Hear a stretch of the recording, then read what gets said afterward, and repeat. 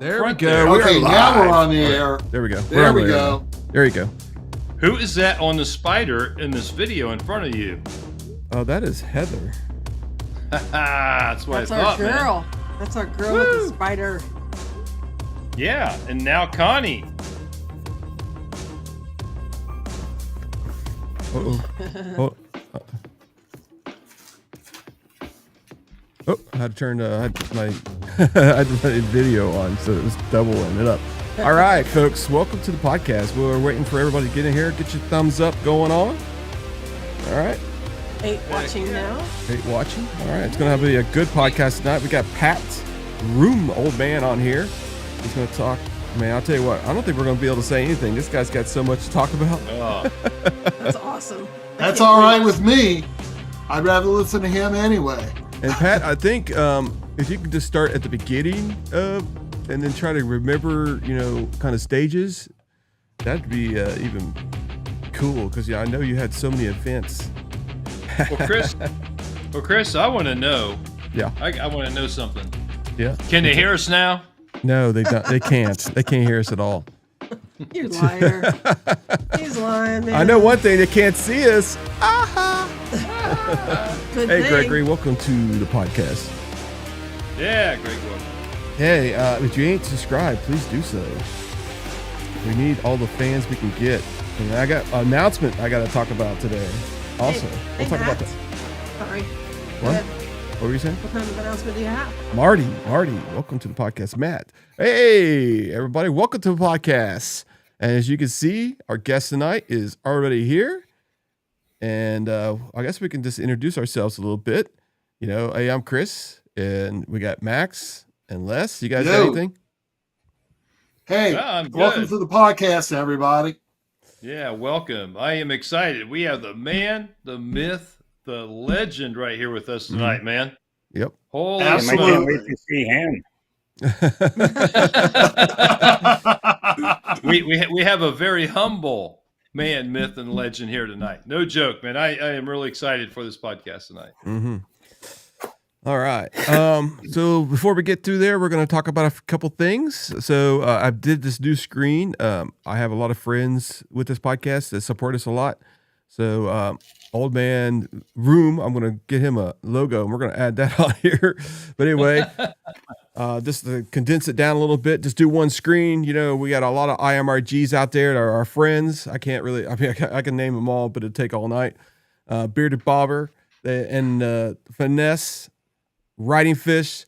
They are both doing Riding Fish and Finesse, not Finesse, but the Bearded Bobber are doing the Legends Never Die tour. And we'll talk about that later. Yeah. Gator Mike Swamp Sauce. He's a good friend of ours, and we're actually giving away some of his sauce when we get 1,000 subscribers. And BC Customs makes special custom levers for Indian motorcycles and any motorcycle you want. But they're actually, Les has got a pair. I got a pair. I love them. Yep. I think Riding Fish has got one. I know a lot of people that are in the chat has them also. These things are very good. And then we got Ride Culture, which is gave us a ton of freaking products to give away for 1,000 subscriber, and we're getting closer every day. So help us out. Share this podcast with your friends, and make sure they actually watch motorcycle podcasts and videos. And we got a couple videos coming out too. So let me go to the next screen here. All right, let me find my little thing here. All right, let me go back here. There we go. Let me find my little friend. I got to put behind the bars on there. I mean, the logos I don't have everybody's logos, so I got to put them as our friends on here too. I think we're friends. I don't know. I mean, they are Harley riders. One of them's an Indian rider. Come on, cut him some slack. Yeah, Oh, well, I heard he was selling slack, it, so I don't know if he is anymore. Uh-oh. Oh, Yeah. I heard that rumor. I don't know if that's true. All right, Thanks. Max. You ready? I'm ready. I'm ready, man. All right, there you go. Okay. He had to put his At glasses Throttle on. and Iron, we believe that Throttle and Bottles don't mix. We promote responsible drinking and do not condone drinking and riding. While we may enjoy a drink during the podcast, we do so safely at home with no riding taking place afterwards. Please enjoy responsibly, follow your local laws, and never drink and ride. Ride safe, live free. Tonight's selection, ladies and gentlemen, is another pick from Starlight Distillery over across from Louisville in Indiana. Mhm. This is Carl T. Huber single barrel from aged in sherry barrels. This particular bottle was bottled in 21, so it's had time to age a little bit. It's 109 proof, and it is delicious. So if you get a chance to pick up something from Starlight, please do. Those guys are really, really good. And again, they're winning national awards. Really, they are. Yep. Okay. It is good. That is not I a paid. That is not a paid announcement. Oh, whatever. And if it were, I don't know if I'd share with these guys anyway. Take it away. All right. All right. So we're going to have some questions. My wife's going to be writing them down. So we're going to continue the podcast and ask them a bunch of questions ourselves. And we will try to break in once in a while and share these questions. So be gentle with my wife, and she'll write them down. And I'll actually star as many as I can too. And we'll get you your questions. So William, Blaze, we'll get you your question. What's you know what? Let's go ahead. What is this question here? Question on everybody's mind. How does B-Ron feel about the cell? Yeah, you know what? We are going to talk about that. That's one of the things I talked to him about yesterday, Pat. I'm just going to call him Pat because it's much better. We'll talk about that. Yeah, old man, whatever. It don't matter. Anything except late for last call, I'm good. Yeah. And one thing about that, we had a podcast previously, this one last week's. We talked about that with a bunch of Indian influencers and stuff like that. So please watch that podcast. It's very good, very good. It's also on Spotify. All right, Pat, welcome to the podcast, and let's get your introduction out of the way. Well, thank you. How are you today? I'm doing an old great. man. I'm beat up. I'm crippled. I'm tired. I'm ready to go home. Oh no, I am home. Never mind. That was day 145. But it was a good ending. Come on, it was a good ending. Yeah. Your accomplishments are outstanding, and they speak for themselves. To Absolutely. take a Pursuit 112, modify it to your needs, and ride it over 125,000 miles. And I forget the time frame, but it's a remarkable time frame. That it's an amazing accomplishment. You deserve every good thing and every kudos and every credit that the whole world can give you. It's outstanding. Well, thank you. So the modifications were the only modification I did to the stock motorcycle was in the lowers. I changed the stock running lights for Denali D3s. Other than that, it's a completely stock motorcycle.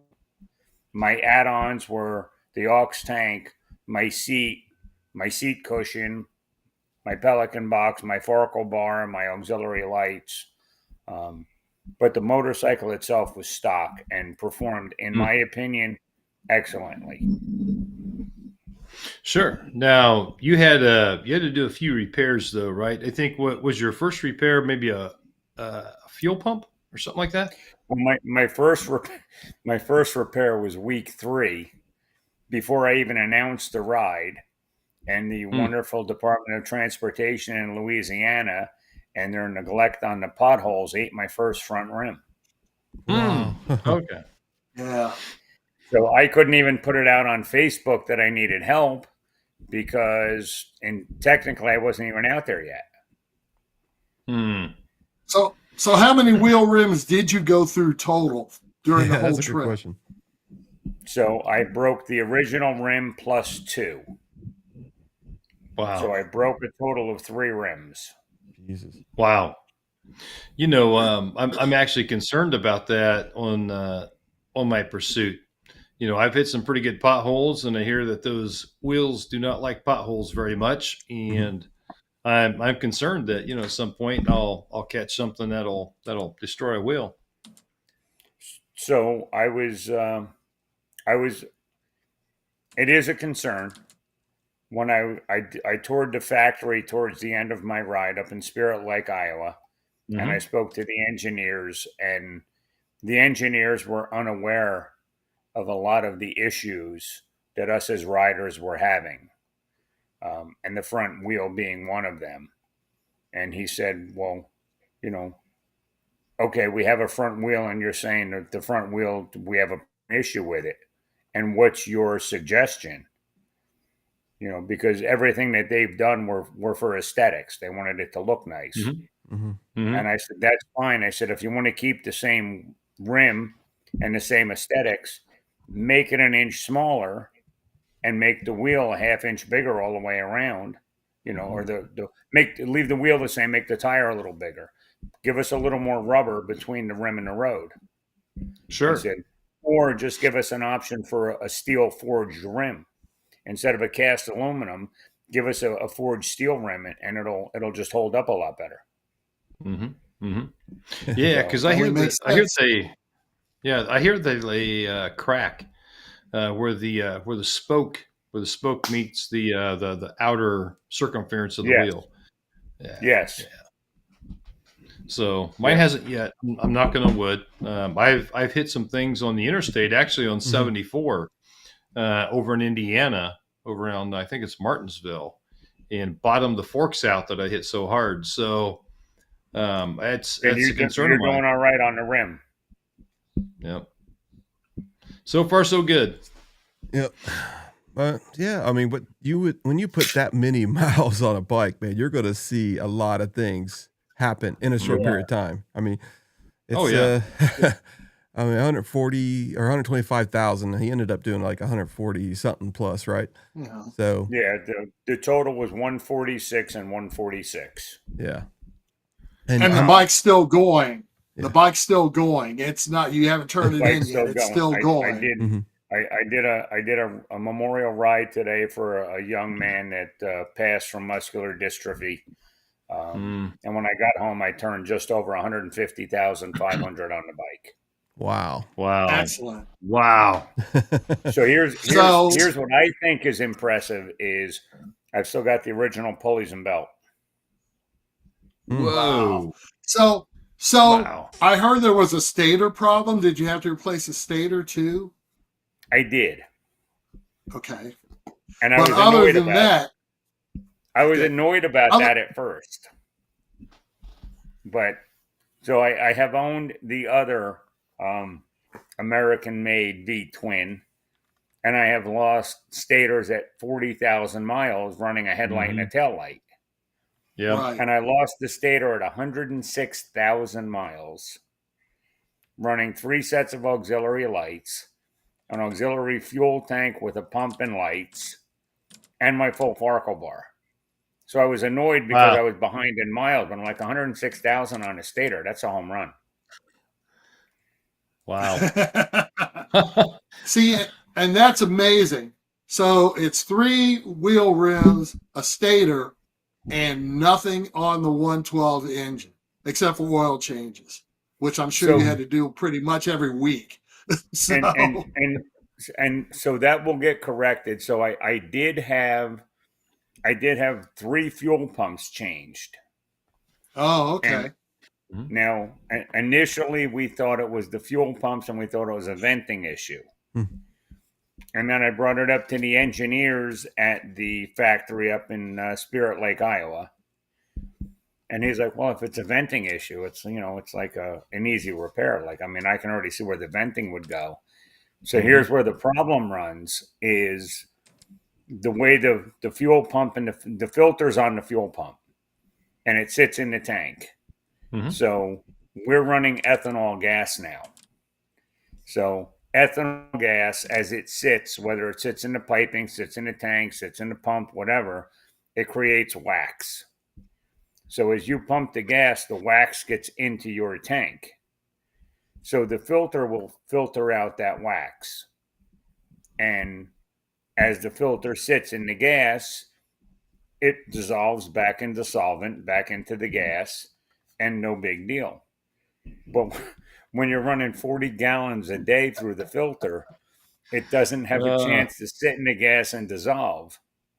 Right. So it was quicker for me to go in and just have the whole fuel pump and filter change instead of, to change a filter, you got to pull the fuel pump, take it to the bench, Mhm. then you got to change the filter, then you got to put it all together and put the fuel pump back. Or if I went in and got a fuel pump change, it was pull a pump, put the new pump in with the new filter, I'm on my way. Right. So Wow. Chris Scott had a question here off the comments. Mhm. He says, how did you work in all the oil changes throughout your ride? I assume you did them yourself in the mornings or something. How'd you handle the oil changes? So a couple of them I did myself. I always had an oil change kit in that massive Pelican box that I had. But a lot of my services, I would get up, I would start my ride at midnight, and I would run 1,000 miles, be done by 2, 3 in the afternoon, roll into a dealership, get a back tire, get an oil change while I'm sleeping, and get out. That's crazy. Cool. My very first service was a trial and error. I rolled into my first service, and I did not do 5,000-mile oil changes. Let's get that out of the way. My first oil change was at 14,000 miles. Okay. Jesus. Oh my Wow. God. So Wow. I ran Indian oil, and I changed my oil with every back tire. Okay, so that's and I was synthetic going through a oil. yes, Indian synthetic, whatever it is, Okay, 2050. not dyno oil, synthetic. Okay. I can kind of just- see that, but still. Yeah, but still 14,000 though. Wow. So Yeah. Woo. from ground zero to 50,000 miles was every 14,000 miles. From 50 to 100, I bumped it up to like 10 or 11,000. After 100,000, I bumped it up to like 8,000. Now, were you using any oil in between changes? Did you have to add any? I'm still not. It's still 5 in, 5 out Wow. Wow. at Wow. 150,000. Holy Unbelievable. Unbelievable. So let's see who wants to shake their head on this one. The entire ride was done on 87 octane. Wow. What? I thought premium was required. You did that on mid-grade gas? No, I did it on regular. Yeah, 87. Oh my God. I would have thought there'd been engine knocking all over the place. Wow. So did you did you get knock? Because I'll get a little bit of knock in mine, even use a premium. So 2 times I got a knock sensor code. And 2 times I ran 1 tank of 93 through it. And the code went away. Wow. And here's my philosophy. So it's 50 cents a gallon difference between regular and plus. Sure. So at 10 gallons a day, that's $5 a day. Mm-hmm. Over a course of a month, it's $5. So it's $20 a day. Over the course of a month is $600. Over 4 months was $2,400. That's another month of running. Wow. Oh my God. That's crazy. I mean, it adds up when you're doing a ride like that. It adds up to a lot of money. 50 cents a gallon is a lot of money. Oh, hell yeah. Sure it is. But I would have been terrified of what it would have done to my engine, but obviously it didn't do a damn thing. Well, I guess Indian will tear it down and find out. Yeah. And if Carol Wood decides to do it. Hopefully that will happen in the next year or so, depending on what happens with the with the subject we will talk about at some point during the podcast. All right, we got a question from William here. It said, "Did you have any issues with dealerships?" That's some drama. That's always a hot topic. So, on the broad spectrum, no. So, I only had 2 dealerships that I called for service that gave me an issue. And the one of them within, I don't know, an hour called me back and went, wait a minute, we can figure that out. The other one just, hung up on me and never even reached back out. Wow. That's horrible. Now, Harley Davidson dealerships helped you out too, though, right? So Harley Davidson dealerships were supportive with the fundraising, and so I did a meet and greet in Macon, Georgia, at the Indian dealer, and the Harley dealer next door was part and parcel with that. I did a meetup with Adam Sandoval down in Paris, Texas, at the Harley Davidson dealer.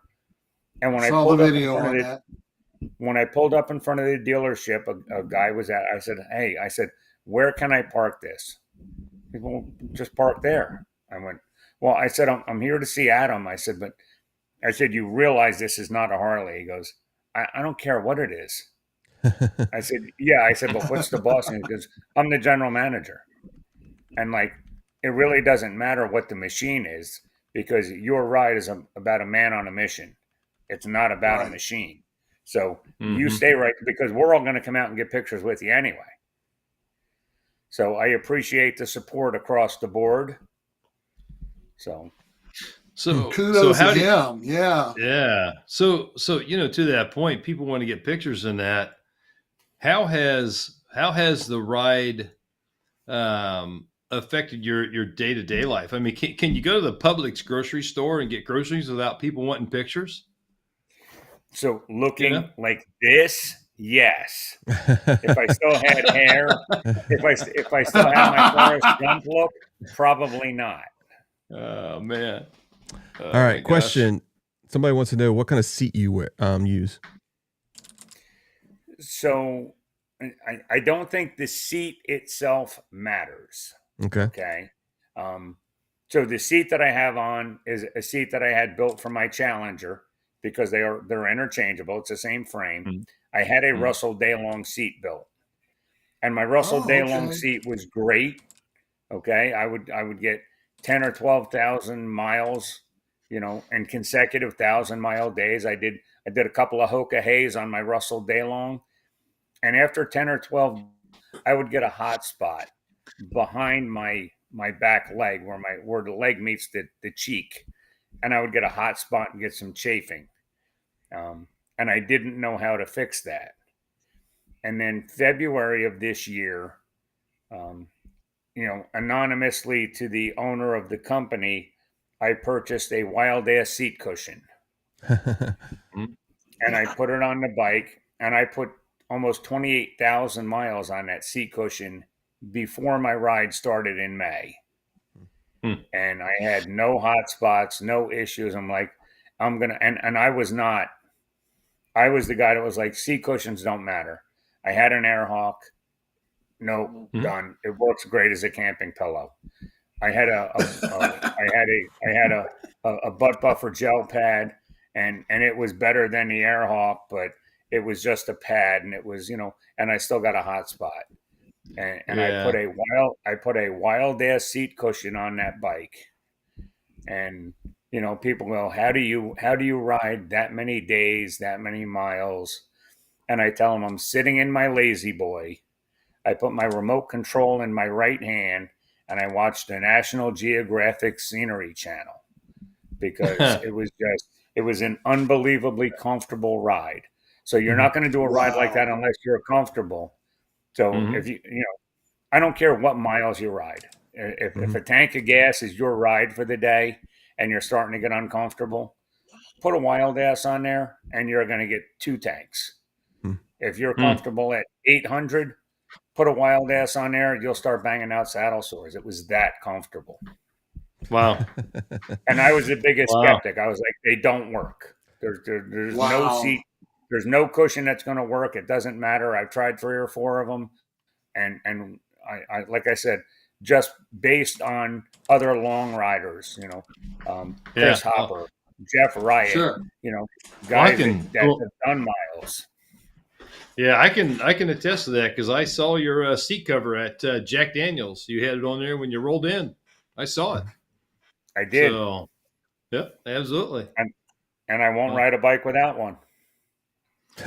Yeah. All So right, hold on a wait, second before you hold that question there. All right, we're in 15 minutes. I gotta break in, man. We gotta do this kind of stuff. All right, so we have 22 people. Let's see, we got 30 people. Wow, 30. We got 11 likes and 2 loves. All right, let's get them likes going, and also let's get some subscribers. Okay, we are on the road to 1,000 subscribers, and behind me I have a ton of equipment.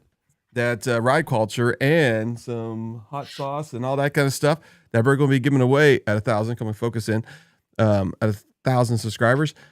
But also, we made a thing that said a couple weeks ago that if we made 750 subscribers, we would give a $100 gift card away. Well, guess what? We're going to have to give one away. It's coming out of Les's paycheck. He doesn't get paid much anyway. Wait a minute. You told me you took it out of Connie's account when she wasn't around. Yeah. Yeah. I don't think so, boys. All right. So anyway, we're going to give that away. Connie's got that new spider to pay for. She ain't giving up no money. No, pouring out. In 2 weeks, we're going to have Chris Marty on here as a guest. He's a YouTuber influencer in Chicago. He's an Indian writer. Most of our viewers are Indian people, so let's support him. We're going to give that away that night, so be ready. And it's going to be pretty much who's watching the podcast. So it's going to be, let's make sure we get a lot of people involved, and I'll start advertising and that kind of stuff. So I'd like to have whoever wins, actually call in to the show, and we'll talk to you. Okay, sounds good. All right. So can I? So can I win? No. No. Can Max win? Can Max win? None of our close relationships cannot win. All right. Now old man or Pat can win. Oh, sweet. Sweet. So, hey, so I've got a question. You put all these miles on the bike, right? And I'm sure you kept it within the speed limit. What was your average speed for this time frame? What was 125,000? And we're talking about in Mexico, right? Yeah, so on a closed course.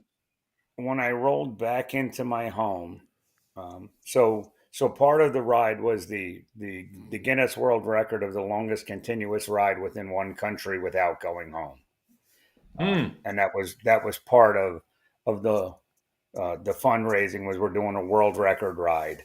And the previous record was 87,050 and a half miles that a gentleman in India did over 3 years.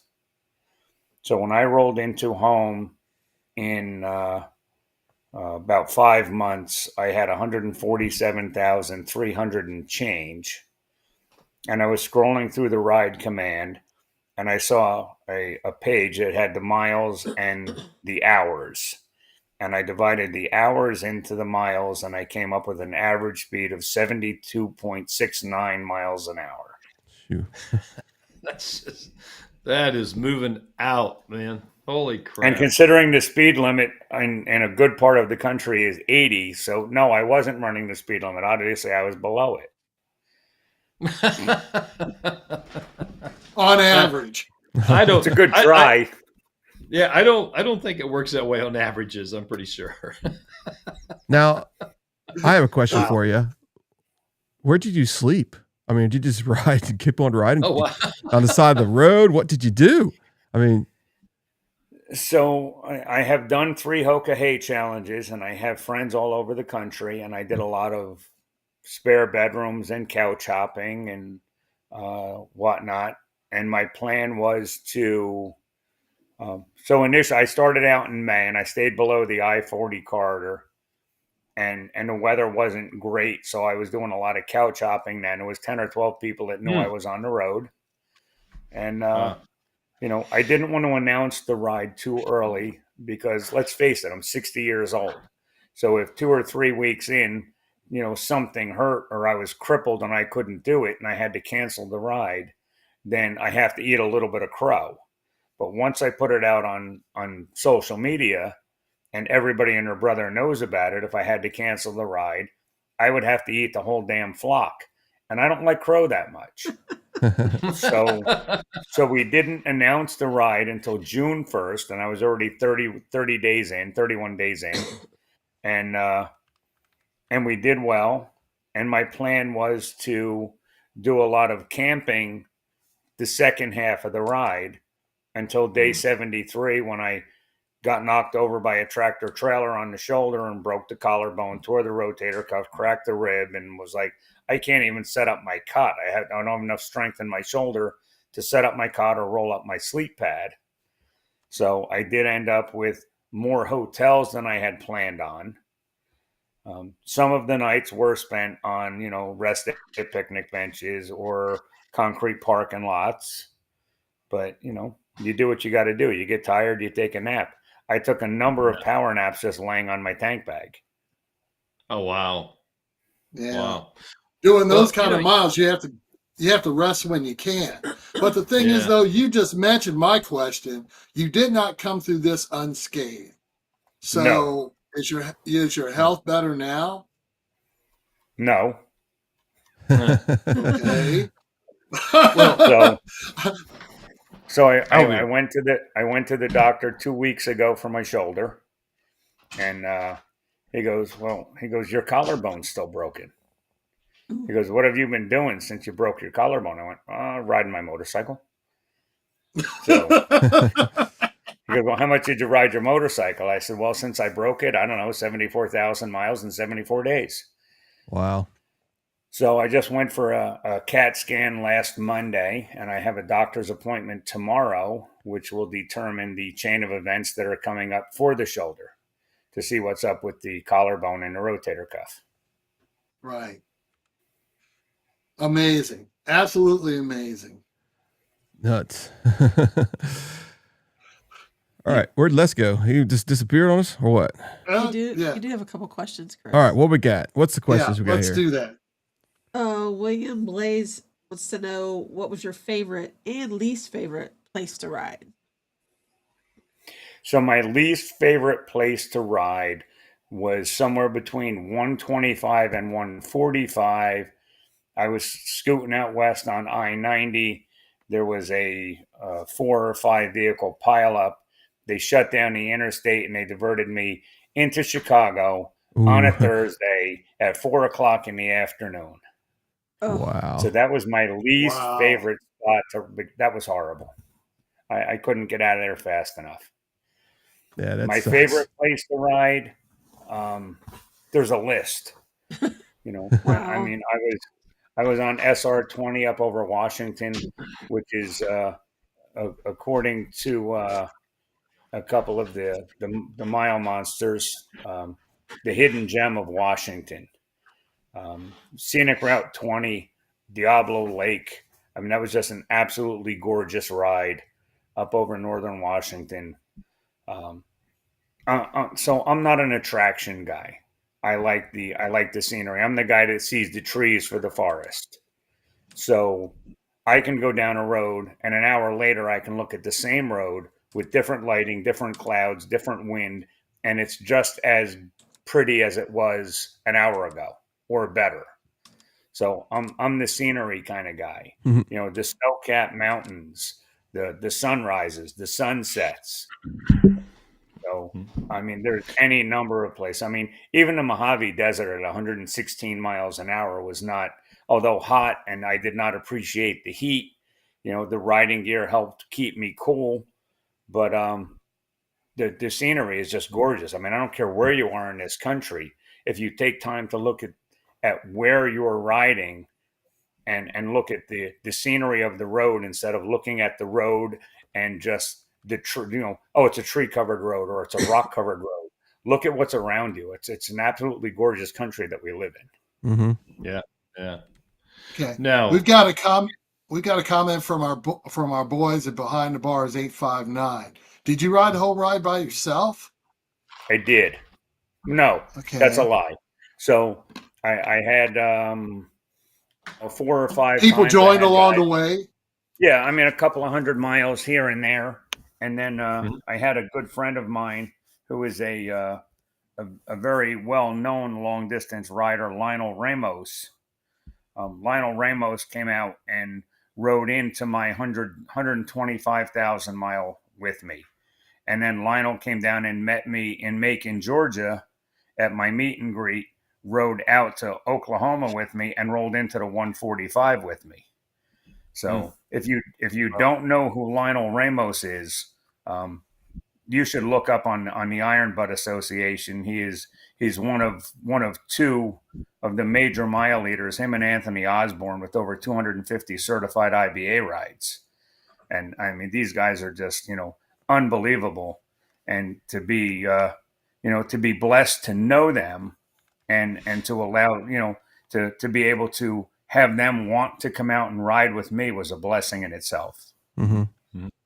Now, you mentioned a couple times the Hoka hay, and I would be willing to bet that many of the listeners out there don't know what the Hoka hay is.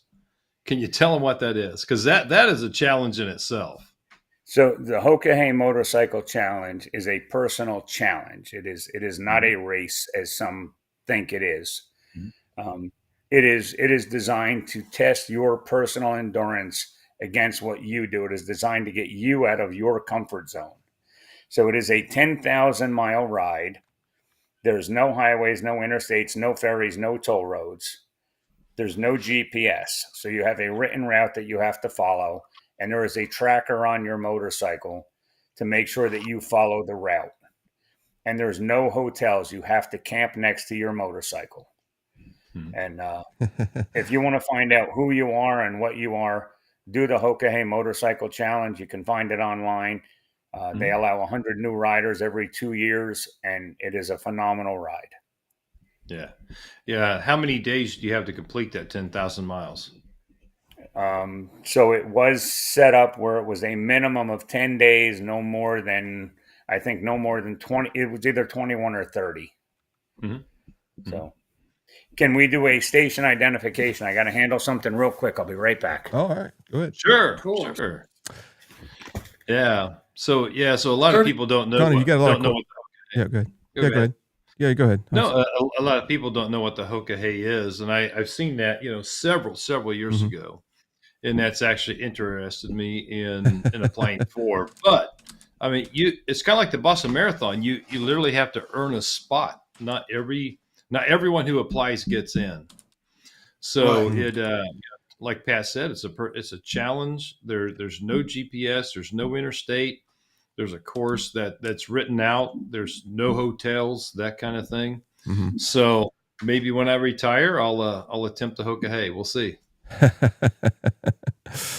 No all thanks. Right. Something like that has no interest for me whatsoever. None. Oh, 35 views. 34 now. 34. Yeah, 35. They come and go, yeah, but 34. Yeah, we're succeeding. That's all that matters. Well, Gregory Sanford says hopefully 2028 Hoka hay rider.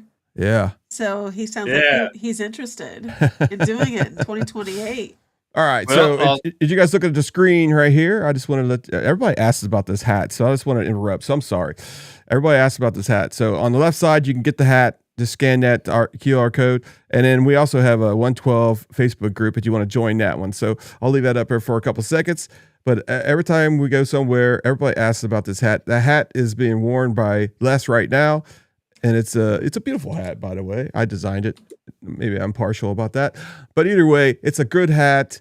We wear it everywhere we go. I actually had to retire mine because I have all the, the Indian racers from, King of the Baggers? The Wrecking Crew. The Wrecking Crew. They all signed it. So it's locked up in my collection now. So, all right, let me get back to the screen here. All right, there we go. He's back. Yeah, but in that Club 112 though, there's I want my 116 hat. Oh my god! I want my 116 hat. It got passed up. Chris, sorry. did you see the comment by Jeff? Did you see what Jeff asked? Yes. Probably is his hat on the way? Yes. We're not going there. Oh, what? We're not going there. Jeff Maxwell, how many miles? We're not going there. While Pat was doing his ride. Oh, geez. Okay. Anyway, we're gonna move on. Moving right along. Yes. Yeah. All right. So we got any more questions, Connie, over there? Because I was trying to get that screen done. I was trying to get that going. I know Todd Morris asked, and welcome to the podcast. I haven't seen you for a while, but I know you are a long time listener and watcher. Anyway, he wanted to know if there was any problems with his bike. Yes, we've been talking about, all the issues he had on his bike. Not very many. Mostly a stator, a couple broken rims. When you do that many miles, I mean, there's gonna be things, gremlins that pick up, but nothing serious, right, Pat? Nothing. Yeah, nothing that shut, with the exception of flat tires. Nothing happened to the bike that I wasn't able to ride into a dealership and get taken care of. Nothing left me stranded on the road other than flat tires. Gotcha. Wow. So did you carry a plug kit and a compressor, obviously? Always, So yeah. I mean, yes. yeah. I mean, my standard equipment on the bike. I mean, in the event the bike falls over. I mean, let's face it, the bikes these days, the big baggers, they're getting heavy. I'm getting old. I have a jack to help me stand it up. I have my tire plug kit. I have my air compressor. I have a cycle pump air compressor. Not the cheapest on the market, but they're guaranteed. They work. I've never had an issue with it. I've had it 7 years now. I've used it my fair share of times. And I don't just use it if I have a flat tire. I mean, I get up in the morning and I turn on the bike and the TPMS says my tires are a little low because I'm in a colder area. I just plug it in, put some air in the tires. I don't have to worry about finding a gas station or running low. I do have a gas siphon in the event, I was really stupid and ran out of, 10.9 gallons. If I had to siphon gas, I could. So my air compressor, my jump pack, got to have a jump pack on the bike.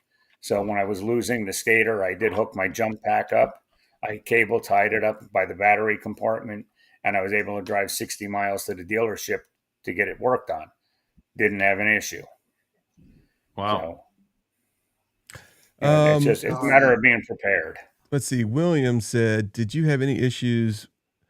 Why'd you choose Indian bike?" So I own an Indian Challenger. I have a 21 Challenger.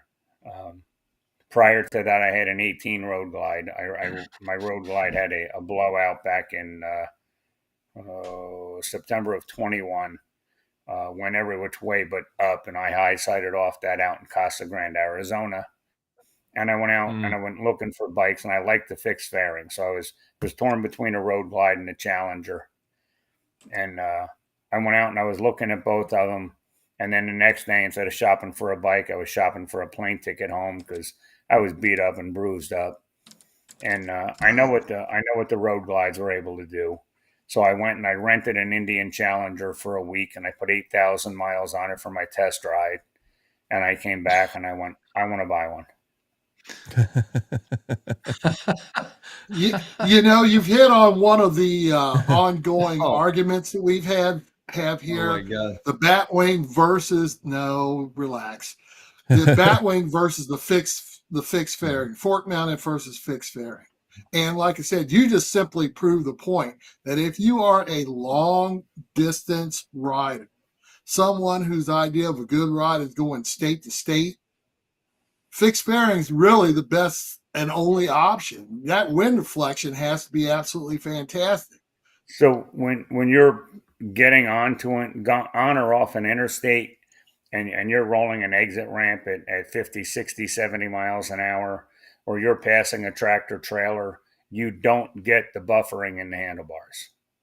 Right. So I've had Batwing fairings. You get that buffering as you're going past. I had a Road Glide, or not a Road Glide, Road King. I mean, I love my Road Kings. I mean, the Road Kings are a very nostalgic motorcycle. They look like, when you say motorcycle, people automatically picture, a Harley Davidson Road King, because that is just the classic look of a motorcycle.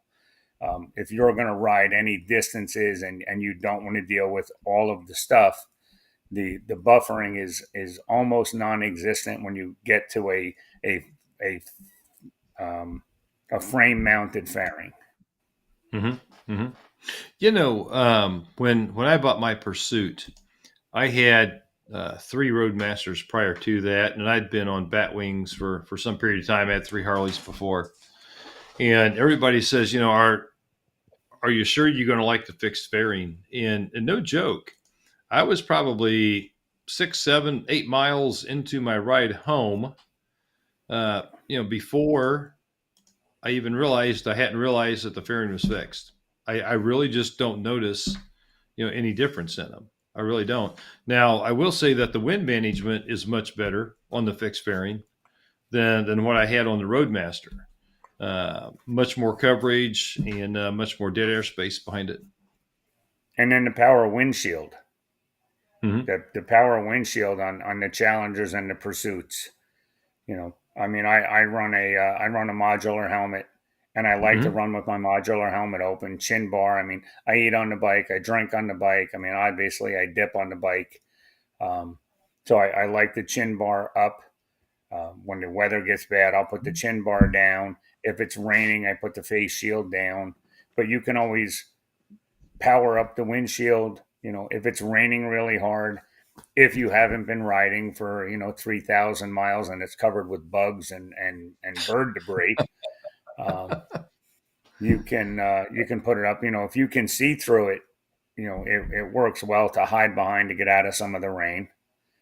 But I like the adjustable windshield. Oh yeah. Right.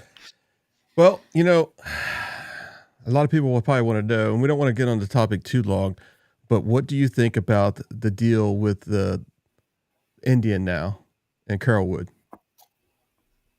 Thumbs up. Hold on, wait. Let's 2 thumbs up. we got Wow.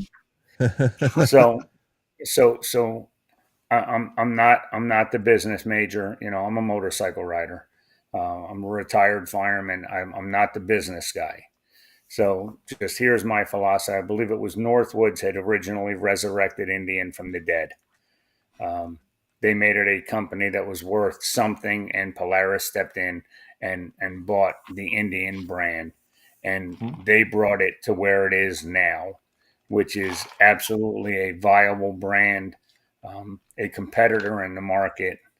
And they brought it to a point where they were able to sell off a majority share. And it's business. They're not going to sell it at a loss. So they obviously got it to where, Indian was profitable for the last 2 years. They were able to sell it off to a private equity firm. A private equity firm is not buying something to throw it in the garbage. They're not buying something to tank it. They're buying something that they think is going to be a profitable investment. So I have very high anticipation of Indian motorcycles moving forward. The private equity firm that purchased it, again, didn't buy it to lose money. And they looked for a chief executive officer that has motorcycle background. So Michael Kennedy, 26 years with Harley Davidson in the executive roles, left Harley Davidson, went to Vance and Hines. Then he went to Rumble On, left Rumble On of his own volition to go to Indian. So Rumble On, I believe, also owns Ride Now, and there's a number of Ride Now Indian dealers. So I have very high hopes for Indian moving forward with a motorcycle CEO, with a CEO with a motorcycle background, and the fact that they purchased a company to make money.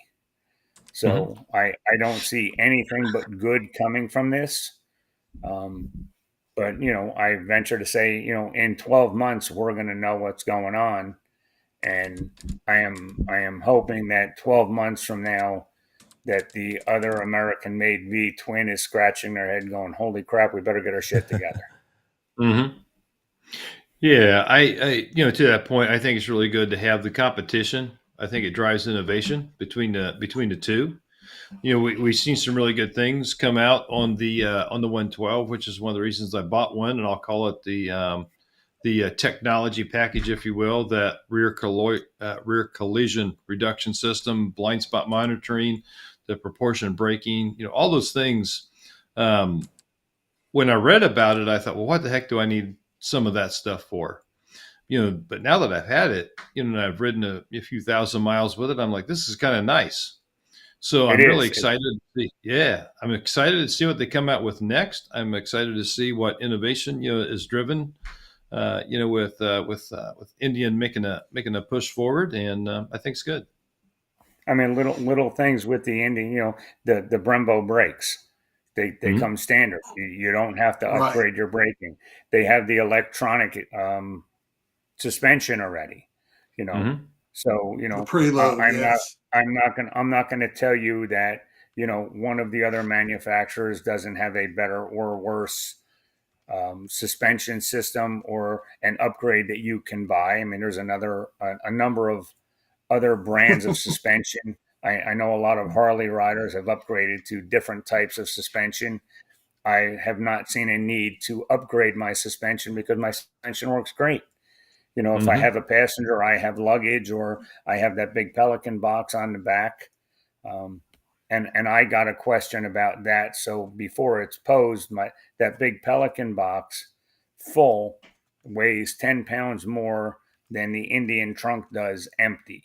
So that Oh Pelican wow. box weighs next to nothing as Mhm. as the frame and the box, because a Pelican box is pretty Okay. light, pretty durable, Yeah. pretty waterproof.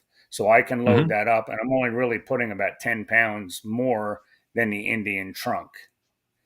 So the only Okay. issue I run into is a crosswind because of the size of it. It is like a sail on a crosswind. So crosswinds do beat me up a little bit. Okay. All right, Well, I got a question. Well, to the audience, I guess there's an issue with our website. What payment plan that is? Can you guys just put me in the link or what it is so I can look at it while we're talking here? All right, thanks. Yeah. Yeah. PayPal okay. and Amazon, either one, are not working. Oh, okay, gotcha. Oh, wow. Oh, they're still having Okay. issues from But yesterday, probably. yeah, but guess Yeah. what? There were two people on here that are requesting 116 hats. Yep. Yes, I saw that. Yeah, Marty and Joshua. Thank you guys. yes, we'll get And Yes. you. So Marty, here, yeah, here's the. Marty Yeah, Go actually ahead, knows Les. something about. No, say Marty actually knows something about test rides. I think Yeah. at the king, Well, at the king of the well, baggers. Yeah. yeah. He's a smart guy. All right. Just going back, Pat. I have a slightly different view of the acquisition by Carolwood. Let's just Yep. sound cautiously optimistic, because let's all face it, the reputation for private equity firms are not that great. Carolwood has an outstanding reputation, and that's great. They went out of their way to hire Mike Kennedy. That's great. But I'm waiting till after the first quarter of 26 to see what happens. They already know what they have. We've already demonstrated our loyalty to the brand. All they have to Mhm. do is look at the King of the Bagger races, the Jack Daniels thing, the Gettysburg thing, anything where there's an Indian event. There are tons of people there riding Indians. They know people will buy and support this brand. They know that. What are they going to show us that they're going to do for the brand? hmm Because here's my thought. They're going to streamline somewhere. And I don't know where they're going to streamline at. Is it going to be the race team? I think that would be dumb. Are they going to cut back on? Go ahead. I got a question for you. What do you think they're going to streamline stuff for? Because as my understanding, Indian's actually doing well, and it did have a profit. So why would you think they would cut down? They still have the same budget.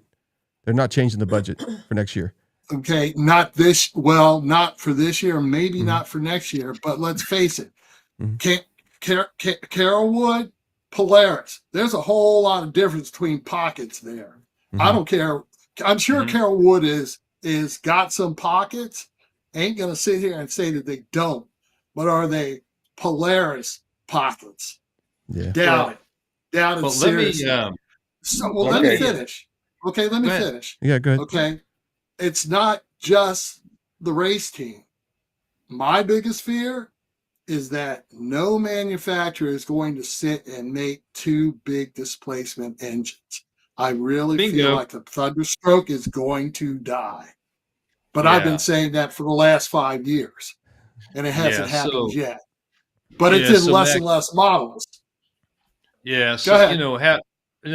I worked in a manufacturing background for 25 years, and supporting 2 engine platforms like they have is very expensive. So if you combine that manufacturing down and that volume into 1 engine platform and 1 technology, then your bike designs all incorporate 1 design, 1 technology.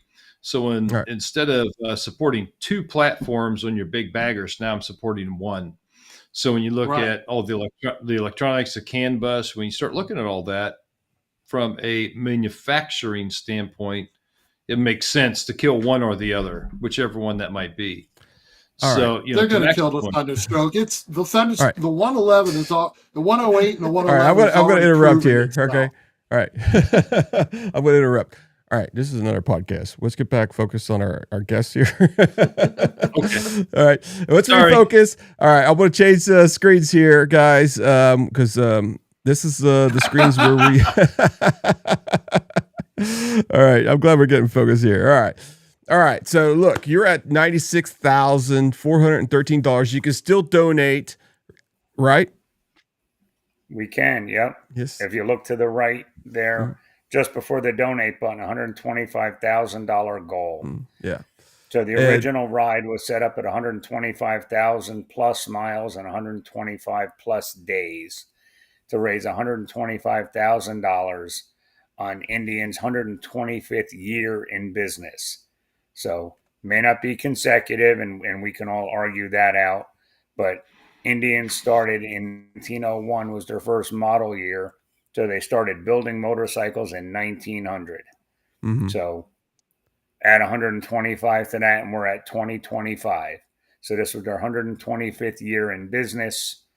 And I think the motorcycle itself proved to be worthy of the challenge at 150,500 plus miles so far and still going.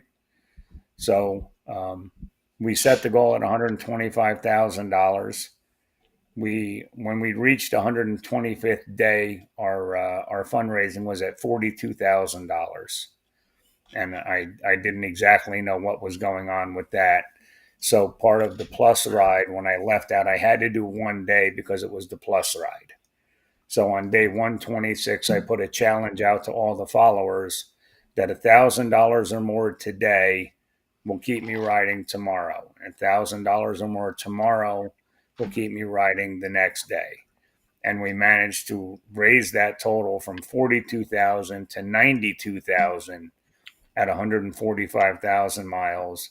And a big thank you goes out to Dana White from the UFC, who made a $10,000 donation.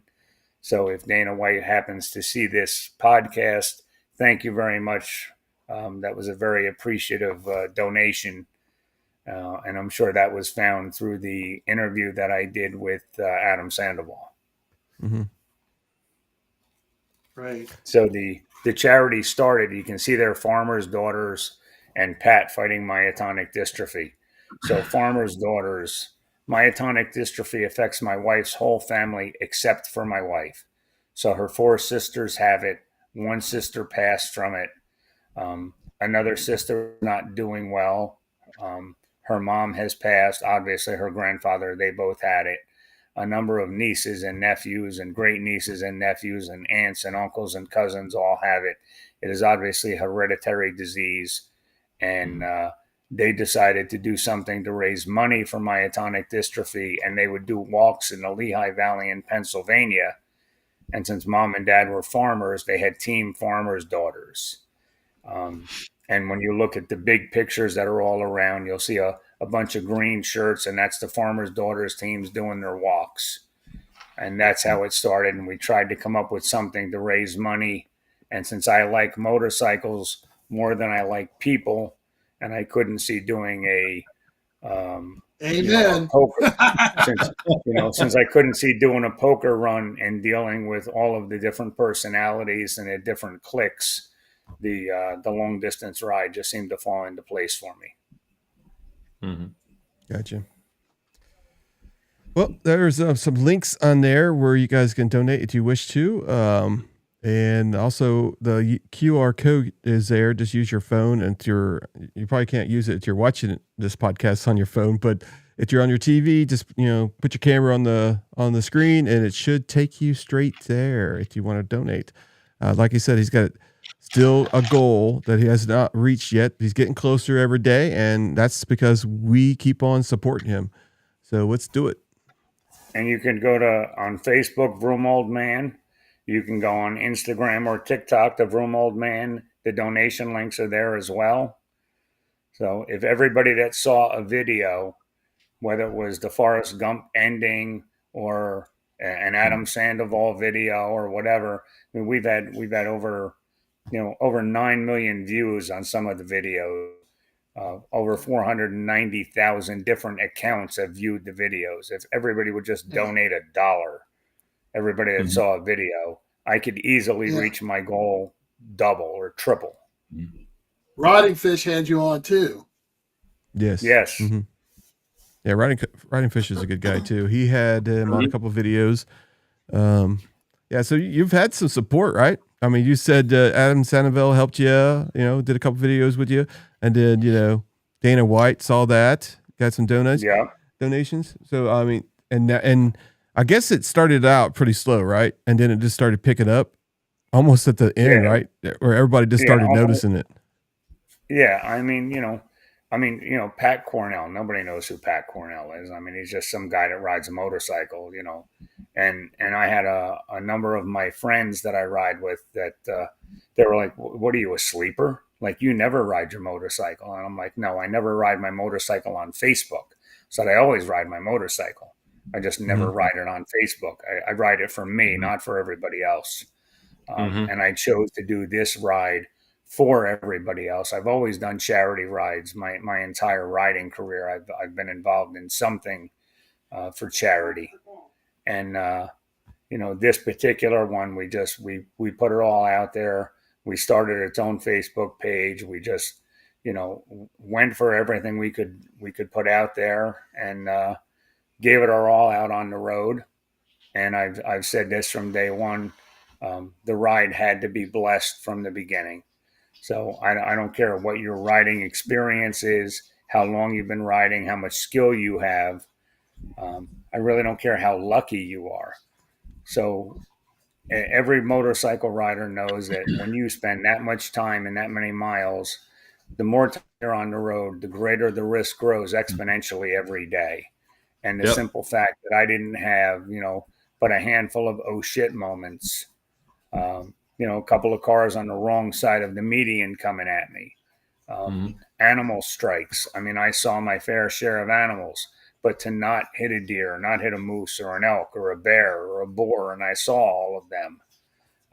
I mean, I did nail one fox. I did catch a trafficonia, one of those, wonderful, interstate flowers that, the tractor trailer sent at me. But other than that, the ride had to be blessed from day one in order to be able to complete that many miles in that many days. Yeah, that's crazy. When you rolled in down at the Jack Daniels registration, I think I told you I can't get my head around that many miles in that short of time. And I've told my wife, I said we're kind of beating the odds every time we go out. We really are. We'll run anywhere from 10 to 13,000 miles in a year. So it's a fair amount, and we have a lot of opportunity for mishaps. So I'm really grateful and thankful. So like I said before, this poster here. It sits across from me when I'm sitting in my living room, and that was at the Myotonic Dystrophy Foundation, 140,000 miles and counting. And I look at that guy in that blue suit sitting on that black motorcycle, and I try to remember, how exactly I did 1,000 miles on average every day. And I mean, some days were 13, 14, 15. I think my longest day was 1,740 miles. It's just, how do you do that? Yeah. And if nothing else gets out, I hope that the next generation, whether it's riders or just people, and I hope they just realize that if you set your mind to doing something, it can be accomplished. You don't have to get, just because there's a hiccup, just because there's a broken collarbone or a torn rotator cuff or a stub toe, or a hangnail on your pinky, you don't have to call in sick. You don't have to, you don't have to curl up and die. If Oh you man. if you have the will to get it done, you can get it done. I mean, the mind is an amazing thing. Okay. Well, I give you all the credit in the world, because the first three things you mentioned would have stopped 95% of people. Okay. No doubt. A dislocated collarbone, which I'm dealing with, will stop you from riding. Broken ribs, sure. So for you to persevere through that, you deserve all the credit in the world. Well, my thoughts were, if you have muscular dystrophy, and I don't care which one it is. I mean, I was riding for myotonic dystrophy. I did a memorial ride today for a young man that passed from Duchenne's muscular dystrophy. I met a young boy up in Anaconda, Montana, who was suffering from spinal muscular atrophy. My daughter-in-law passed away from myasthenia gravis. So those are just 4 of the 9 muscular dystrophies. So anybody suffering with muscular dystrophy, they don't get to wake up in the morning and go, I don't feel like having muscular dystrophy today. I'm going to give up on it. So they don't have that option.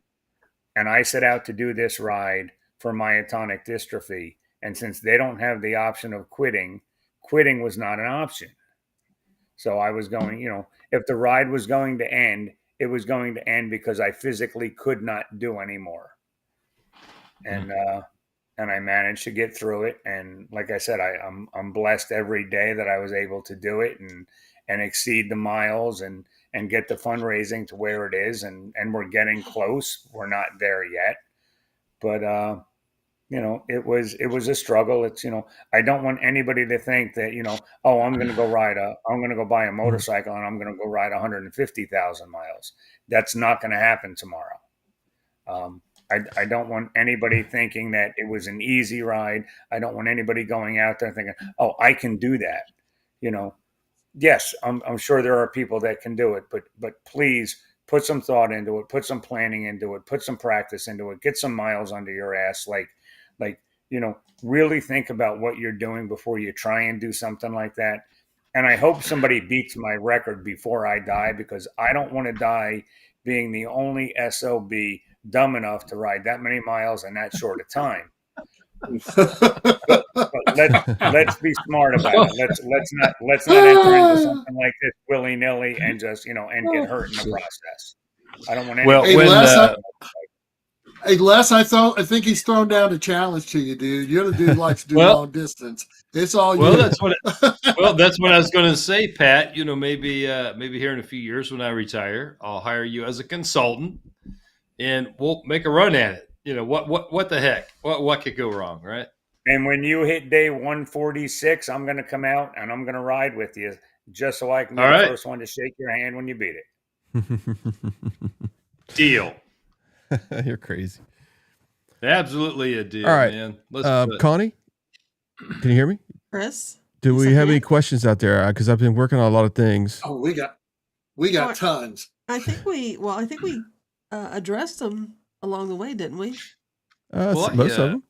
Max, yeah, I actually had a question on what on your riding suit. What suit was that you wore? So I wear climb riding gear. So the brand, the model that I was wearing was a Kodiak, which is their European touring model. And their European model it's a slimmer cut. So when I wrecked in September of 21 out in Casa Grande, Arizona, I was wearing the Latitude, And the latitude did great. I don't know if you can see, but where's my camera? So right here, I have about a dime size scar. And that was the road rash that I had. So I was on I-70 in Casa Grande, or I-10 rather, in Casa Grande, Arizona. And I believe the speed limit there is 70 miles an hour. So we'll just say I was doing at least 70 miles an hour. And there was a car in the left lane that wasn't doing quite the speed I was. And I changed into the right lane to get around him. And my back tire blew out. The tractor trailer behind me saw the tire blow. He hit it to the shoulder. My bike flip-flopped 6 or 8 times, flipped over when it caught the road, high-sided me off, and I went sliding across the interstate. I landed face down on the shoulder, to add insult to injury, about 4 feet from a cactus patch. So thank God I stopped. Wow, and 2 that's guys crazy. come running over and go, "Are you okay? Are you okay?" And I went, "I don't know."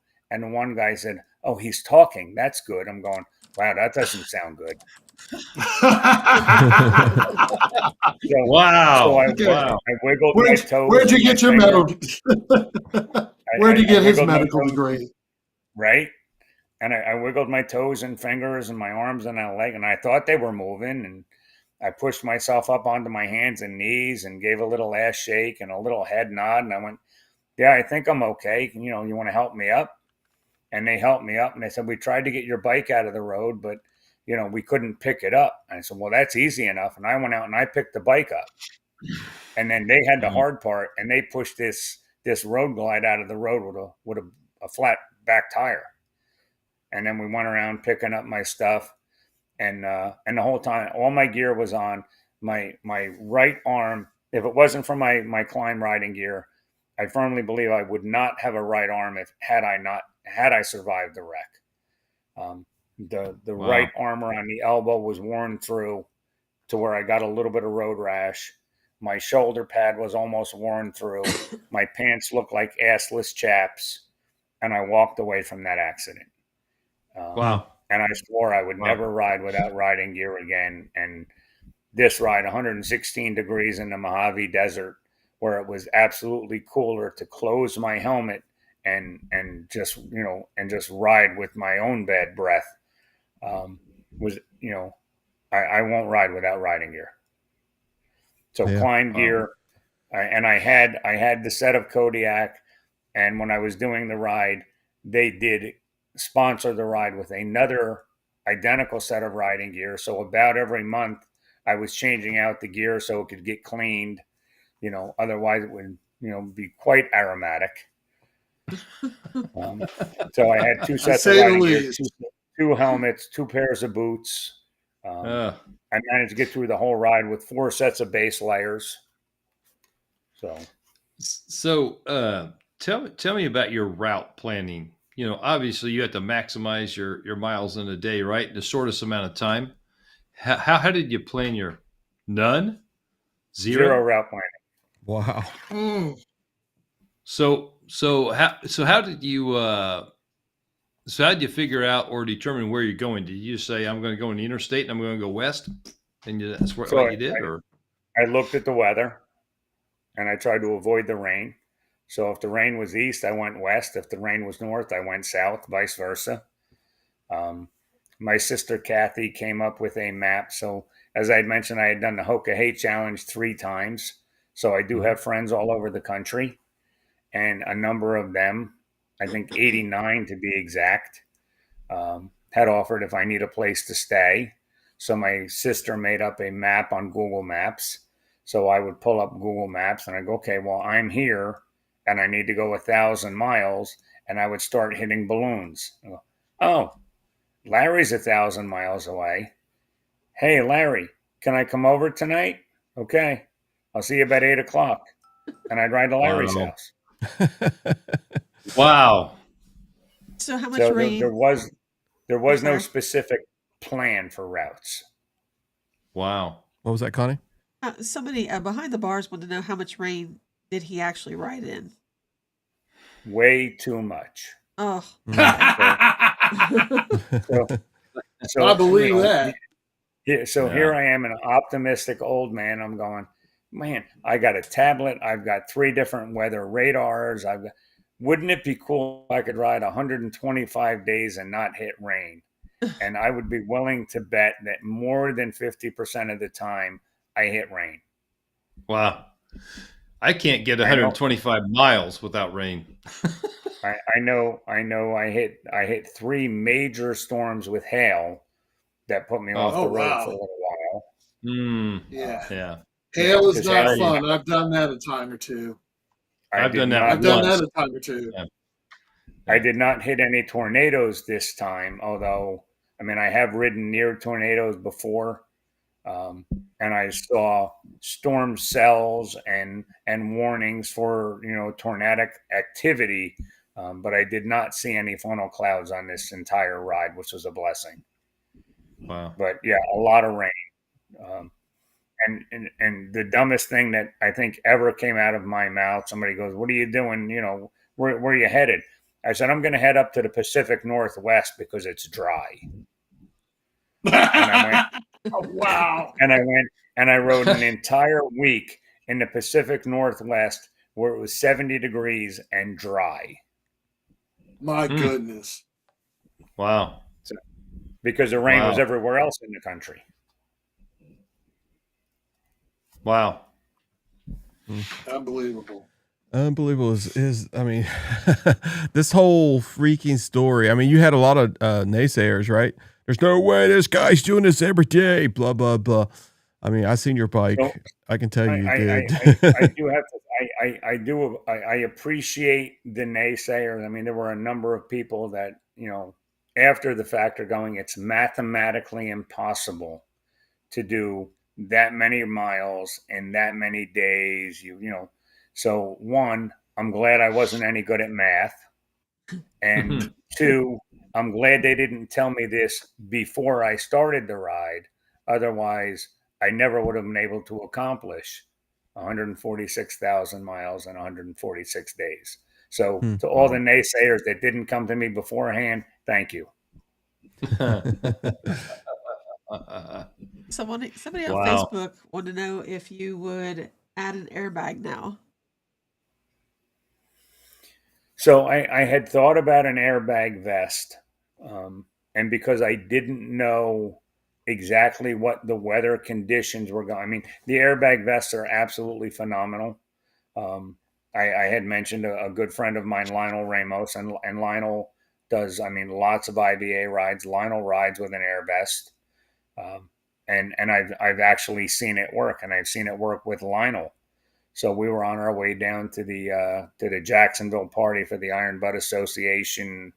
I think it was last year, and we had stopped for a gas stop. And when we pulled out, a truck was dumping diesel fuel, and Lionel went to pull out, and his back tire spun on the diesel, and he dumped his CVO in the middle of the road.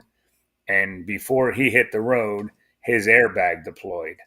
And Lionel is a shorter statured gentleman who was like a turtle on his back going, "Somebody get me up." So they absolutely work. I chose not to use one this ride. I kept my riding gear on, but it's another layer of insulation. And I didn't know what the heat was going to be during the summer. Was the only reason I chose not to wear one. Yeah. Wow. Your friend's accident sounds a little too familiar. Yeah, you had something similar to that. Yeah, very similar. All right. Well, they absolutely work. They deploy in a heartbeat. He wiped that on some diesel, and it was deployed before he hit the ground. So they absolutely work. They're an amazing invention.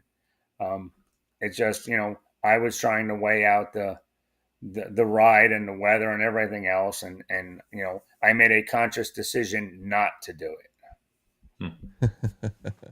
So there you go. It can't be done. In other words, they can't do it, and that's exactly what it ended up to be. Most of the naysayers out there are the guys that are going, "Well, there's no, I can't do that. Nobody can do that." And that's, and if that's your attitude, God bless you, but for everybody that says it can't be done, there's so many more that say it can be done. There's this Jimmy Taco Burns. He says, I talked to him on the phone the other day, and he didn't even know what road he was on. Yeah. Hey, Jimmy, how are you? It's nice to see you. Yeah. A lot of times, like, where are you? I don't know. What state are you in? Confusion? I don't know. Give me a minute. Wow. I would scroll out on the navigation. Go. I think I'm in Indiana or Illinois. I don't know. I'm right by the border. I'm in one of them. But yeah, when when it first started out, I knew least favorite interstate 80 in Nevada. Forget it. Don't do it. Interstate 80 in Nevada was horrible. 400 miles of nothing. It was brutal. I was there during the night. Oh God, that was horrible. But yeah, not knowing where you're at, is definitely a big thing. How do we inspire the next generation to ride instead of play on iPad? Mm-hmm. I don't know why these just started. I just started seeing these. I guess I was paying attention. I was looking at these three good-looking guys compared to this old man. So maybe I was just, a little dysfunctional on the screen. But my God. So if we get the kids, mm-hmm. our kids or our grandkids, whatever the case may be, if we get them interested in motorcycles, start them out on a little electric. I mean, my granddaughter is 6 years old. She loves motorcycles. She started out on an electric quad. She went to an electric trike. The next thing we're getting her is a little 4cc dirt bike, or a quad for the yard, to move her into a gas motor. But if you get your kids interested in motorcycles at a young age, they'll never have money for drugs. They'll never have money for any of the other crap that the other kids are getting involved in, because it'll all get spent on motorcycles. So you'll never have to worry about anything else except motorcycles. Gotcha. Let's see. Sorry if I missed it as I joined late. How does each device run on your bar? Navigation, weather. Do you listen to music? Question. So the Flarkel Bar. So we designed the Flarkel Bar. On there, I had two satellite trackers. I had a Zoleo and a Spot, just because there's different coverages. I have my my radar and laser detector up there. I had a Garmin GPS, and I would use that. I wouldn't use it to navigate. I would use that if I was going to somebody's house. It was only 800 miles from where I was. I would divert off there, and I would watch my odometer, and I would watch the Garmin till it equaled over 1,000 miles, and then I would follow the Garmin to their house. And then my tablet, my big tablet, and I chose a Triple Tech tablet purposely because it's a rugged, waterproof tablet. It's got the brightest screen of any screen out there. It doesn't auto dim. They're designed for flying drones. So you don't want to be flying a drone and lose the screen because it got too bright out and the screen went dark. And I ran my Waze and my Google Maps and my different radar weathers on there. And I lost track. What was the question? About all the stuff that's on your bar. Yeah. This is a freaking huge Willem. Thanks for being on the podcast, by the way. You've had a lot of questions tonight. Hopefully you're getting all of them answered. All right. So in the next couple, anything in the chat, guys, I put another link on there for the hat so you guys can check it out there. But anyway, if you got any questions, let's go ahead and start spamming them. We're going to be getting off here pretty soon. So spam your questions. This is your last 10 minutes or so to get your answer of your question. And we're just going to just fly them at him as fast as you can, and hopefully get a good answer. Yeah, What's speed up? round. Let's go. Hell yeah, let's hurry up because I'm out of alcohol. Let's go. And look at that. He needs some beauty sleep. Speak for yourself.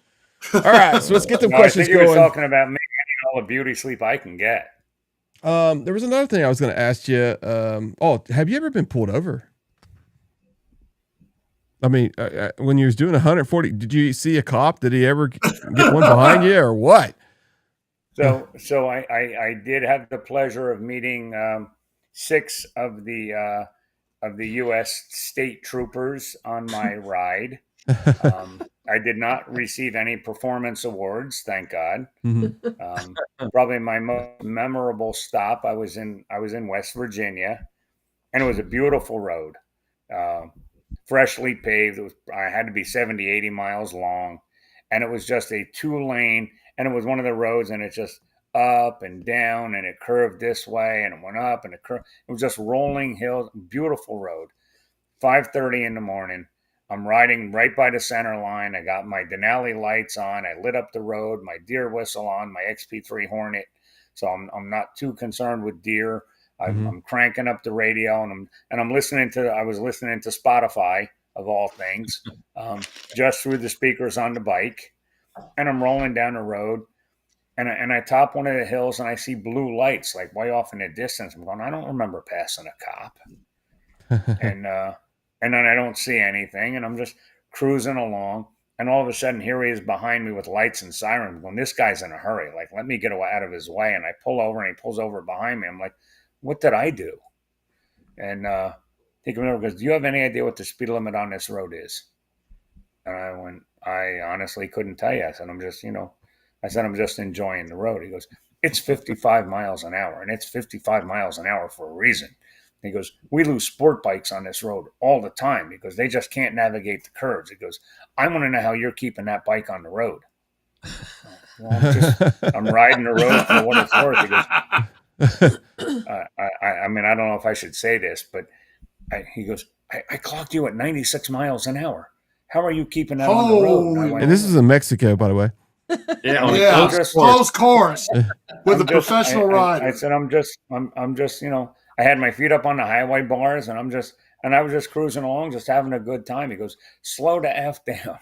I can't even justify this with a warning.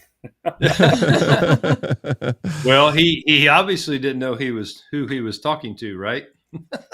It's just, the more time you spend on the bike, the more comfortable you get.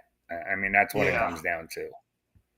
But that's been the worst thing he could have said. But Bill Ricky has 2 questions. Number one, did you run into any truckers doing the rolling roadblock thing? And did you listen to any? You just said you listened to Spotify. Did you listen to any other type of music while you were out there? No, I mean, I'm a shit kicker from way back, so I like country and western. And I would occasionally put on the Eagles or Styx or Foreigner, some of the old classic rock. I enjoy that. And the rolling roadblocks. I mean, trucks are only so big, and they can only run a roadblock for so long. I mean, something opens up somewhere, whether it's the motorcycle lane on one side of the trucks or the other, whether they open a gap in the middle, whether they misjudge their distance from each other. I mean, I wasn't behind a rolling roadblock too long before I figured out a way around them. Gotcha. Cool. All right, let's see what else we got here. Anybody else got any questions here? There's a comment from William Blaze. Okay. He said, hey, Pat, my cousin was Sandra Hess. She was one of the biggest kids for Jerry's Kids early 90s. I've cried tears of joy with my family over your mission. Thank you from the bottom of my heart. Oh. Well, thank you. I greatly appreciate it. And I remember as a kid, I mean, the Jerry Lewis Labor Day telethon, and I remember, hey, lady, pick up your phone, make a phone call, and running around. I mean, he says, if we hit $750,000 this hour, I'll take my pants off. And there he is with his, black socks and his strap and his tuxedo jacket with no pants on, sitting on the piano. I mean, Jerry Lewis was a classic comedian, and definitely took muscular dystrophy, under his wing and did a great job with it. And I appreciate everything that he did. And muscular dystrophy, as I said before, it's a horrible disease, and they have since broken it down into 9 different dystrophies, and it doesn't matter one from the other. I mean, muscular dystrophy is just a horrible, debilitating disease. And anything that anybody can do to support any one of them, we have the myotonic dystrophy, the mile monsters have Duchenne's, and, there's a number of other groups out there riding for, for muscular dystrophy, and they're all. I mean, and charity is charity. I mean, every charity ride is worthwhile. I don't care if you're riding for cancer, for diabetes, for veterans, for suicide, for whatever. I mean, a charity ride is a charity ride. If you're riding a motorcycle and you're riding long distance, I don't think it should be for personal gain. I think you should absolutely be out there doing something for somebody else. Marty, I'm gonna answer that very simply. One and done. One and done. One and done. So I am a 60-year-old man. I am blessed to have been able to do what I did this year. You see a lot of professional sports players. They go all the way to the top 2-3 years in a row, and they keep going, and they retire as a has-been. I am not going to be a has-been. So I did my one and done. I had a great year. No, I have no plans on doing that. Depending on what happens with the doctor tomorrow, I do tentatively have some other plans to finish out the next 4 or 5 months. And, that announcement will be put out on the Vroom page after I see the doctor and after I see what happens with the shoulder. If it's a possibility, we'll go from there. So I don't remember. I think it was said I was pretty damn busy. Something like that. I remember something like that. It was like, why didn't you return my calls? Well, I was kind of busy. Yeah, that's right. That's right. That's right. I was kind of busy. Let's see. Somebody, this one right here, LD riders are ex-military. And a lot of long distance riders, a lot of motorcycle riders in general are prior military, because it's a way for them to get back to the camaraderie that they had in the military. A lot of the clubs, as they're called, started back in the 60s with veterans coming out of the military and looking for that brotherhood again, and not being able to find it, especially after Nam. They came back and there was no big welcome home party, and they were looking to fit in, and they were able to fit in with a group of guys that were just like them, that were riding motorcycles, and a lot of it got started there. So a lot of riders are motorcycles. Hey, Greg, nice to see you. Yes, Mile Monsters is a great organization. I met Greg. Greg is a nurse at the VA hospital down in Florida. Great guy. He rides for Mile Monsters, and they ride for Duchenne's muscular dystrophy. And it's just, like I said, anybody that rides for a charity, and muscular dystrophy obviously sits close to my heart.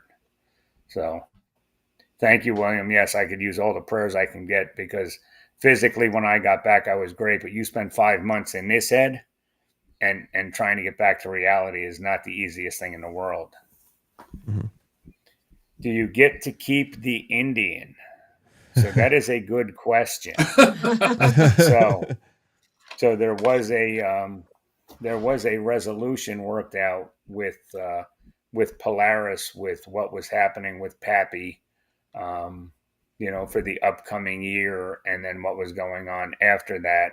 And now we have to see what's going to happen with Carolwood. I'm hoping that there is a good outcome here. I think and not for me personally, but for Pappy, I think the ride that the motorcycle was able to accomplish this year is absolutely a feather in the cap for Indian, with the reliability of the machines. And I am hoping that Carolwood will realize that with their 125th anniversary coming up for 2026, and they will take advantage of Pappy and make him their poster child. Sure. All right. Well, we are almost done here. We're going to two more minutes, and we're going to call it a night. So get your question, last few questions. I know you guys at the end, you guys pretty much hit us pretty hard with some questions. So well, there was one more. So I've got a couple of. Oh, it says I just want to know if he had a place that has all the equipment he used. Is it like stated anywhere. Oh yeah. So if you go to the Vroom Old Man page, I am still working on my mini series on what I've used, from my Denali lights to my Klein gear to my auxiliary fuel tank that was manufactured by Tom Postles in Delaware. So he's got a patent pending on the only smart tail dragger that does everything automatically. My Pelican box, my hydration and my cooling tanks, my Flarkel bar, obviously my Wild Ass seat cushion, which I don't think I could have done a ride without. So all of that is on Vroom Old Man on Facebook. So, as the kids say, go like, follow, and share the page. That'll help with the donations as well. And then also on September 15th of this year was International Myotonic Awareness Day. And on International Awareness Day, I had a special flag made up that I flew from the motorcycle, and that is now up for bid. So we are auctioning that off for our fundraising. So if you go to our page, you will see a link to bid on the one of a kind, never to be reproduced flag that was flown from the 2025 Indian Pursuit Power Plus 112 on September 15th, 2025, International Myotonic Awareness Day. I've signed the flag. You can bid on that, and you can own a piece of history. Gotcha. Yeah, very cool. All right, folks. Yep. We're going to be good. Well, you got anything No, you want to which say, Pat? Final words? I appreciate everybody tuning in. I appreciate everybody's support. I look forward to any continued support that I can receive. And, if you go to the Vroom Old Man page and stay tuned and, see what's coming up. Once I find out what's up with the shoulder tomorrow, we'll know what's going on. Mm-hmm. Yeah, let me go. Let me actually put your link to your Facebook real quick, and we'll get that in there, because you could also find it on our Facebook, Throttle Iron, because we post some of his stuff once in a while when we get a chance. Sometimes I got so many things I post, it's crazy. But here is a link to his Facebook, folks. And here we go. I'm going to do it a couple times so you guys can get it. How long did your wife hug you when you got home? That's another question there. So my wife and I did see each other 6 times during the ride. So part of the ride was the longest continuous ride within one country without going home. And the standing joke was, if you go to prison, they allow you conjugal visits. So when I met up with my wife on the road, we had comical visits. So we would meet up and we would have dinner, and then I would go in and I would go to sleep, and she would visit with whoever we were with, whether it be our daughter or my sister or some friends. And then when she would come in to go to bed, I would get up and go ride my motorcycle. So we had comical visits instead of conjugal visits like they get in prison. So, but yeah, she was very happy that I was home. And on my way home, I had ended my ride at 1:46 on Tuesday. On Wednesday, I was headed home, and she took a little spill in the house and broke her left ankle and her left elbow. So she is dealing with that now. So she's dealing with a broken ankle, a broken elbow, possibly another break in her arm. I'm dealing with my shoulder, and we're a couple of old cripples. And while I was away, the dog had our puppy Shepherd Chow mix named Harley had a cancerous growth on his liver, and she took care of the surgery and she got all that out of the way. So thankfully, I had a very strong, independent wife who was very supportive of this ride, because something like this does not happen if you don't have support from spouses and family. Yeah. All right. Yeah, very much true. All right. So we'll end this with this, folks. Thanks. Hey, thanks for making the show great tonight. Pat, thanks for coming on here. Hopefully people will share this podcast on Facebook, everywhere. Let's get some more donations for this guy. I seen somebody did $150 donation just a couple minutes ago on your website, I think. So congratulations on that. You. I don't know if they came from our show or not, but congratulations on that. I was trying to keep track of it. You can find us on YouTube and Facebook. What's good? Yes, please share. Share the podcast. Subscribe to the podcast. I mean, it's a great bunch of guys, and you know they're covering everything current with motorcycles. You know, especially Indian, and you know we've got to support the brand. We've got to support the guys that are supporting the brand. So you know, do your part. You know, and they can continue to do their part, and you know, we can all ride off into the sunset happily ever after. Yeah, because you have any final words there, Les? Yeah, so I am grateful and humbled to have been on this podcast with the old man. So thank you. Thank you for coming on. You've got a great cause, and much success in the future. Max, you got anything? I'm echoing what Les said, and again, I've said it a couple of times during the podcast already. Your achievements and accomplishments in the course of doing this ride are astounding. Yeah. So all the credit, the kudos, the congratulations to you, and I hope you get more support for your charity. Great job, sir. My hat, tip of the hat to you. I appreciate it. Thank you very much. But as I said, it couldn't have been done if it wasn't for a support system and being blessed from the start. It was absolutely a great ride. It's a great cause, and I said before, if you're going to go out and you're going to ride long distance, you know, I mean, it's great to have personal satisfaction, but you can have personal satisfaction and you can also help raise awareness for a charity as well. Yep. And once again, I'll go to that last screen right there. Hold on a second, so people can. We go to this one here. That's where his charity is. You can put your phone, your camera right up there. Let's see here. I'll get the address one more time. I got it right here. So I was still on the actual website. So let me get that here. And I appreciate everybody watching. Next week we do have 2 Indians on here. And we'll see how that goes. And it's going to be a great podcast. And then we got Chris Marty after that. And then I'm going to have Davis in audio I think that's going to be the next one. We've been talking, and I think it's going to be there. I think I can announce it. He had 2 days. I think it might be that one.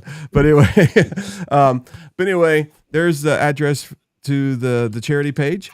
Thank you guys for watching. I appreciate you guys. Hey, if you haven't subscribed, please do so. That's one thing that can really help us out. We really don't need that. We need more views than anything, but it just makes us feel good when we get subscribers and that kind of stuff. We got a lot of things we're working on for the next 3 months for winter therapy, and it's going to be fun. And Tracy Buckaloo will be back. One of the original co-hosts will be back on a couple of the podcasts. Hopefully, he did tell me he was going to, so we'll have him as a guest too. So as we go to our 2-year starting in March. So Pat, thank you again for coming in here tonight. Great story, great cause, and believe me, we support all motorcyclists, not just Indian, but Harley and that kind of stuff. But we all ride Indian inside these 4 squares here. So yeah, that's about all I have, man. So. Thumbs up. Thank you for having me on. I appreciate the night. Yep. And everybody. Thank you. Thank you. Oh, one last thing. Thank you, sir. One other thing. How much did you have to come out of your pocket to do this? Yeah. That. So the I'm sure it was significant. Yeah. The entire ride was self-funded by my wife and myself. The motorcycle was sponsored by Polaris. So they did sponsor the ride with the bike. We put $15,000 into the motorcycle to get it ready to do the ride, between the auxiliary tank, the Flarkel Bar, the lighting, the Pelican box, everything that we needed to do the ride. And the ride to do that ride was in excess of $50,000.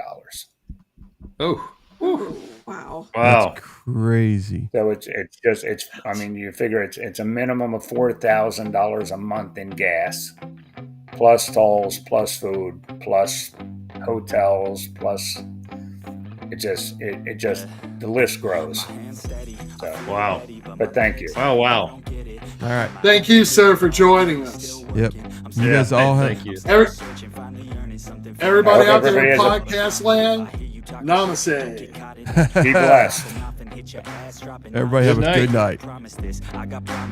And we do this all the time. We let everybody, chime in comments. We try to answer as many as we can. So we'll see you guys next week, man.